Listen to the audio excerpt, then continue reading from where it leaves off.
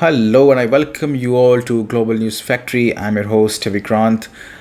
It's a different setup today because I'm carrying my laptop. And why? Because of this breaking news coming in. It looks like Trump has now opened front. He has gone all out against BRICS nations. First was Brazil, and now the two main countries of BRICS economy, if we see economy wise, these are China and India.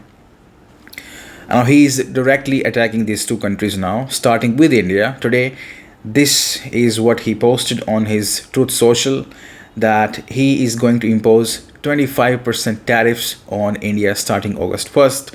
Now he talks about India's high tariffs in the first half of the message. In the second half, interestingly, he talks about India's trade with Russia.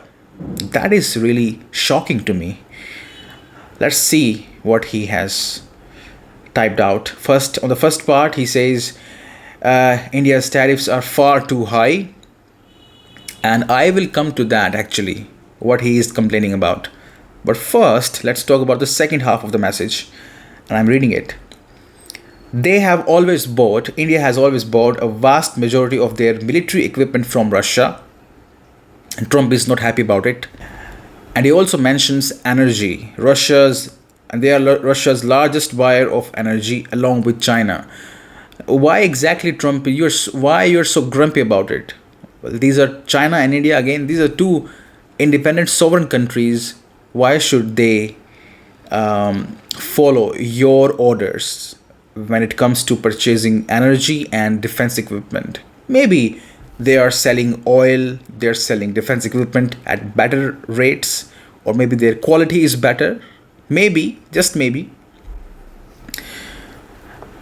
At a time when everyone wants Russia to stop the killing in Ukraine, all things not good, India will therefore be paying, all caps, paying a tariff of 25% plus a penalty for the above, starting on August 1st. Now, what is the exact penalty? He does not talk about that thing, but he says 25% tariffs.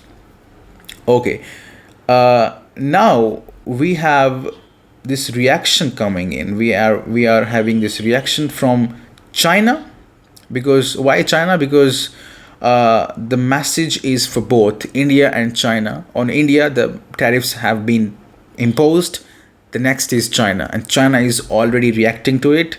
China has slammed the US for threatening to impose tariffs on Beijing if it continues to buy Russian oil, and it says the tariff wars have no winners.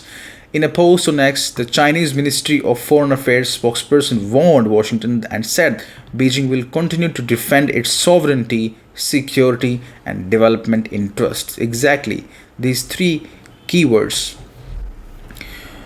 And now I'm coming to this main question. What exactly prevented India and US from hammering out this trade deal? Because the context is very important. And there we have this report by Reuters. Why are farm goods? Farm goods are the really the impediment to India-US trade deal. Why? See, farm sector is really crucial to India, not just economically, but also politically. It's a politically sensitive sector. Why? Let's see data.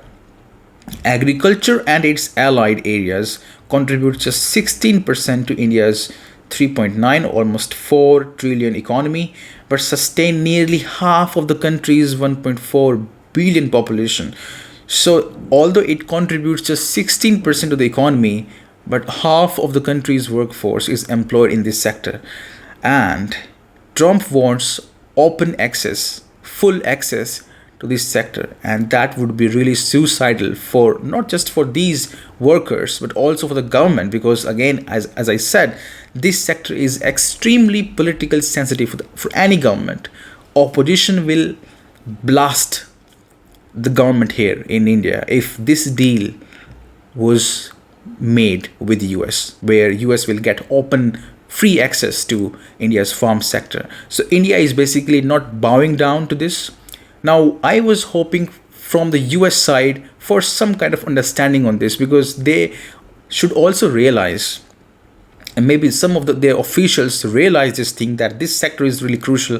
But Trump being a bully, okay, now that is what it is. He's a bully, and he thinks that everyone, everywhere, he will find Ursula von der Leyen, stupid people like Ursula von der Leyen, who will say, oh yes, Trump, you're right, and just say yes, yes, yes. That will eventually hurt the interests of their own people. So India is not doing that, at least, and that is why it stood its ground and said no to any such deal. The BRICS is under attack now, under economic attack now. Even Russia, Trump issued a 10-day deadline for Putin. We have a reaction from Kremlin too, and that is hilarious. Basically, Russia is mocking Trump for that, and there is what Russia is saying: stuck in a rut. That is what Russia is saying for the sanctions, because they are saying we are now immune to these sanctions. They have been facing thousands of sanctions now for last couple of years, and the economy is just doing fine because they have backing from China, backing from India, and again, Russia has to be the most immune country on this planet when it comes to sanctions, European sanctions or American sanctions, because already there's no room left for more sanctions. Now, when Trump says, I will impose more sanctions, that is hilarious, because exactly what he is going to sanction now. There's no room left. Russian economy has been functioning under a huge number of restrictions and is now largely immune to additional penalties. So Russia is already immune. Now, if you are going to impose sanctions on China and India, these two countries are, let me say this, these two countries are the biggest producers of the world. They produce almost everything that is sold in US. Now, what if you impose tariffs on these two countries? This will eventually trickle down to your consumers. Your consumers, American consumers, will have to pay more and more and more for the same products. So when Trump imposed tariffs on China, 125%, 200% tariffs on China, what Apple did was it shifted its supply chain to India. Immediately, almost immediately, it said, okay, we're going to import more iPhones from India because there we have less tariff when compared to China. And that's how Apple was able to shield American consumers from those tariffs on China. Okay, now when you impose tariffs on both China and India, you have no option left. And again, American companies, they will have no option left to shield American consumers from this effect, the consequences of these tariffs, because eventually American consumers will be paying for these tariffs. So this does not make any sense for Trump. These tariffs are effective as long as you're targeting one country of many. These sanctions will not work if you start sanctioning every country left, right, center. These tariffs will not work at all. You will end up sanctioning yourself, basically. That's the main crux here. Let's see where things goes. And for now, China and India they appear to be working in tandem over this US issue, Trump issue. Let's see where it goes. And thank you very much for being with me. You're watching GNF.